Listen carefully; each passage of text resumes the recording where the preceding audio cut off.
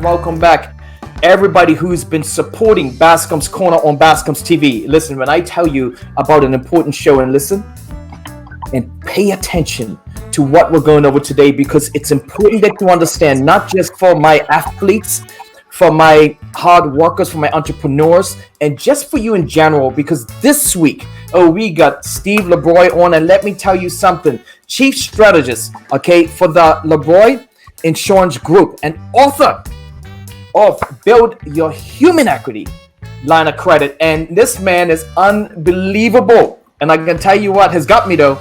Came into my office, and what he explained to me was really kind of impacted me, because it was about me becoming my greatest asset, right? And that touched me, because that's what empowering does. So we want to welcome Steve. Steve, how you doing? Hey, I'm great. This is a much more opportunity than I thought. I thought we'd just be talking about you and making sure you're straight, but giving me this opportunity to speak on your television show, man, I can't be more thrilled. So thank you, David, for inviting me. No, it's a pleasure. So Steve, I want to jump right into this, right? I want to share, and first of all, let's go through some background, right, on how you get to this space, and just some groups you've been working with, but also give us some history about you, and then we're going to talk about the company. Then I want to get into some of the parts of your book, right, because I have read this book, and I've been very intrigued, especially understanding of what it's going to do for me. So let's go back. Let's kind of roll back, and who is Steve, right? Who is Steve? Yeah. This all came together. Tell us who you are. All right. I appreciate you a lot. Stephen LaBroi. I'm hail from Gary, Indiana. I'm a Morehouse College graduate. I have a degree in finance and banking. Always a lifelong learner regarding how money works. I love to manage my own money. Spent 35 years in sales and marketing with various companies, a lot of startup companies, so I love business at its core. And as of the last 8 years, listen, I've been the chief strategist for the LaBroi Insurance Group, building a platform of educating people how to use these tools that are well over 150 years old, and that is the insurance industry. I mean, it's all about teaching, David. My attitude is, let's unlearn what we know and relearn what's necessary for us to win. I consider myself the client's agent. No, that's awesome, and that's a great way to put it, because when I was going through this, and just so everybody can know, I'm a part of the team now. I'm signed up, ready to go, and so I want to kind of, and especially right now with a lot of young people losing jobs, a lot of young people also, and just people in general, right, got these dreams of being entrepreneurs, and a lot of times it could be from bad credit, not having good credit, and looking to get these loans. It could be just something of empowering your family, buying a house, right? It could be buying the little things, emergency funding. What does it look like? Because we're talking about a life insurance that I jumped on this with, and reading on how it can, I feel so much in control, and even added on to the other life insurances I'm here, what this looks like. So what I want to do is, I was reading your book, and the one thing that I love that you said, and I started it off with, is that you are your greatest asset. Can you go into that, because I want people to understand what you mean by that, right? Right. Well, as an asset, I mean something that builds value, something that has value. And we all believe and know and should know that each one of us has value. But when it comes to life insurance values your life and who you are, your height, your weight, your medical history, your driving record. So I look at that as an asset, just like a lot of mortgage companies look at your house as an asset, or your rental property as an asset. But with life insurance, we're going to leverage you as the collateral, because you are the asset. Now that's well, put your I tell you, you got me, and I'm going to go through, if you don't mind, I want to go through some of the chapters, and just so people can get a good understanding. And because I know it's like me sometimes when it comes to finances and even investing money, it looks a little different for me because I invest into things that's going to move others, but also to see my return, what the return's going to look like. So I'm able to forecast some pieces, right? But there's been a lot of times, even with small groups, Steve, is that a lot of clubs, they end up taking all these loans out, getting loans from banks, and then you're looking at, by the time it's even paid back, you're in that same space again. It's so difficult. It's stressful. And on the other side, even from just getting a loan, it's sponsors. Right. Okay, a lot of groups from camps, football camps, soccer camps, whatever you want to do, it's all relying on also sponsorship. But that's also something that can go at any given time. So you're talking about here, you mentioned here is in the first chapters, you are the collateral. What's that? Because you're going to depth of me, you are the collateral. Yeah. Well, have you ever thought about becoming your own bank? Have you ever thought about you being the bank? We work with banks every day. Banks in this country and across the world have literally been placed in a position of a monopoly as we move money every day. But have you ever thought of you becoming your own bank? Well, the way you can do that is being that asset that builds a tool that allows you to put money in a position so that you can operate with your own cash. David, what if you're able to buy, equipment with your own money and pay yourself back? What if you're able to purchase, inventory for things at the stadium or uniforms and pay yourself back? Do you believe you give yourself some favorable terms? Nine times out of 10, you're going to make sure that it's nice for you. But if you go to a bank, you got to get what they give you. So the idea about being collateral is taking you, and you're in great shape. And I know all the players in the league are in great shape, which means that your collateral and your asset is strong. Leveraging that to build your own bank.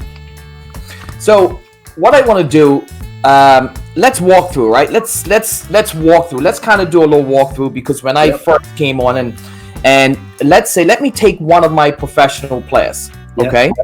The one thing is that these young men, okay, they come in and the first thing they're looking to do, they're just focus on playing. I don't think they even realize until you even mentioned to me is that at 21, 22, 23, they're not thinking about life insurance, right? Yeah. But they are thinking about, Steve,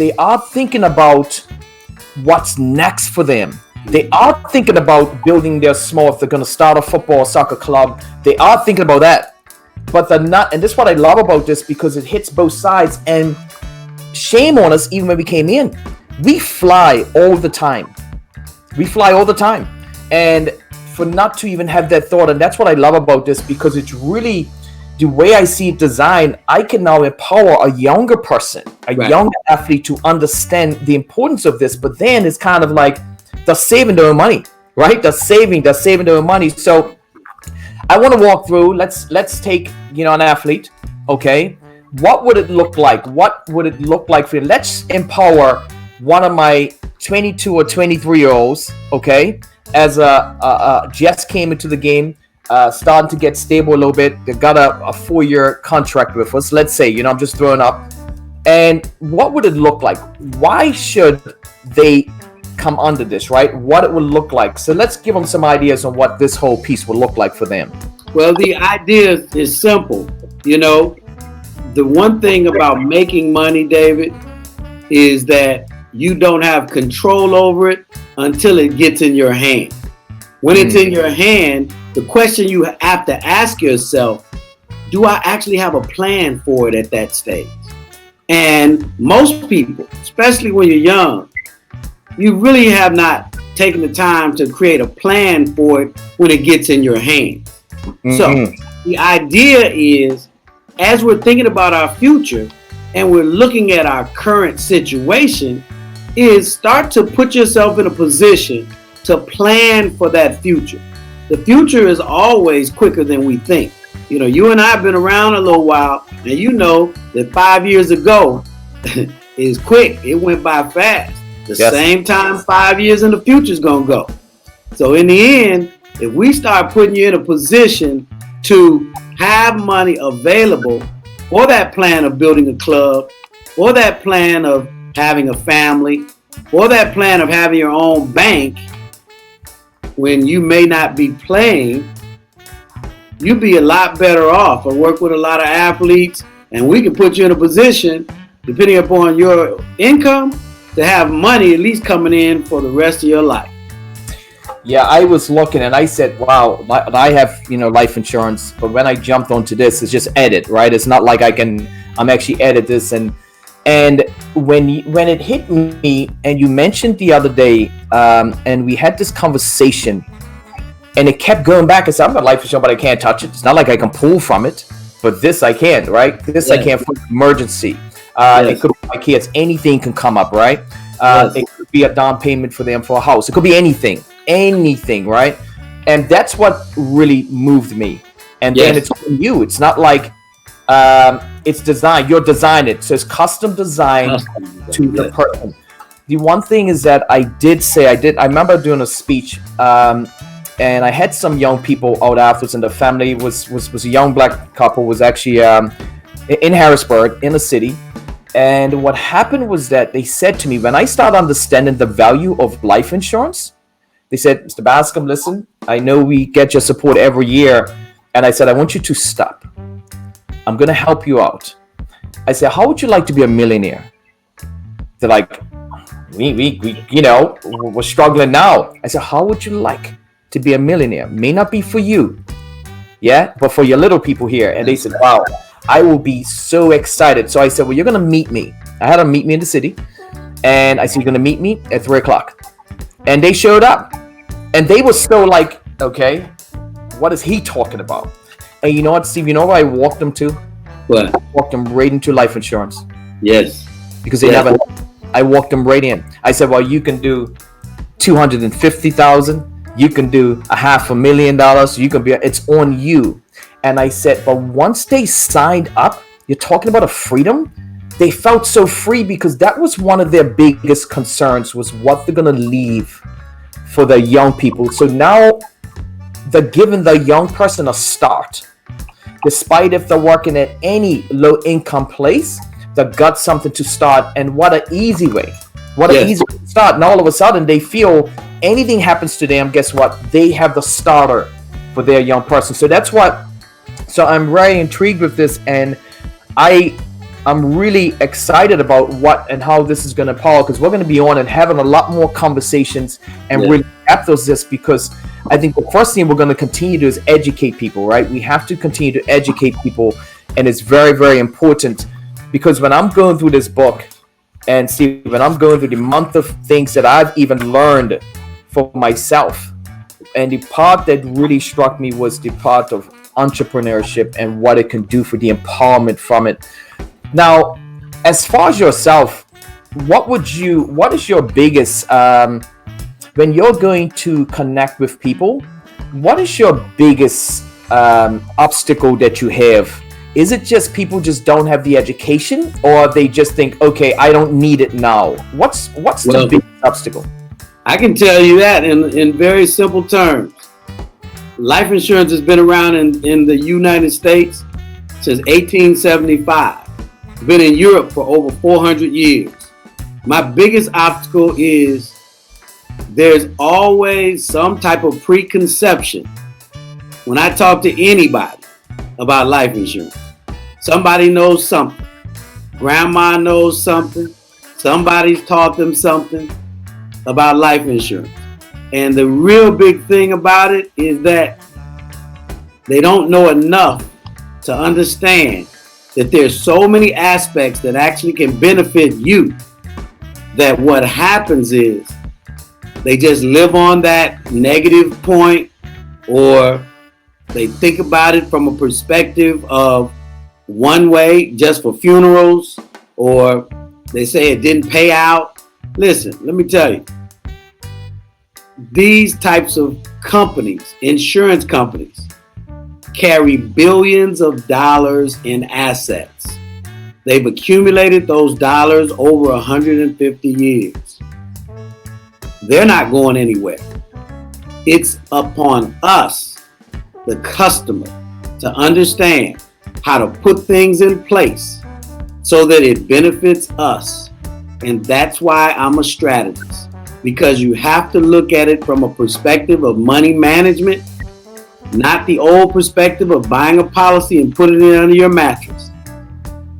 You know, David, I'm going to show you, and we're going to be learning how to keep that policy on top of your desk and using it to make financial decisions as you go forward in life. You can say, hey, I'm going to use my policy this time. Oh, well, I don't have to use that this time. I'm going to use this.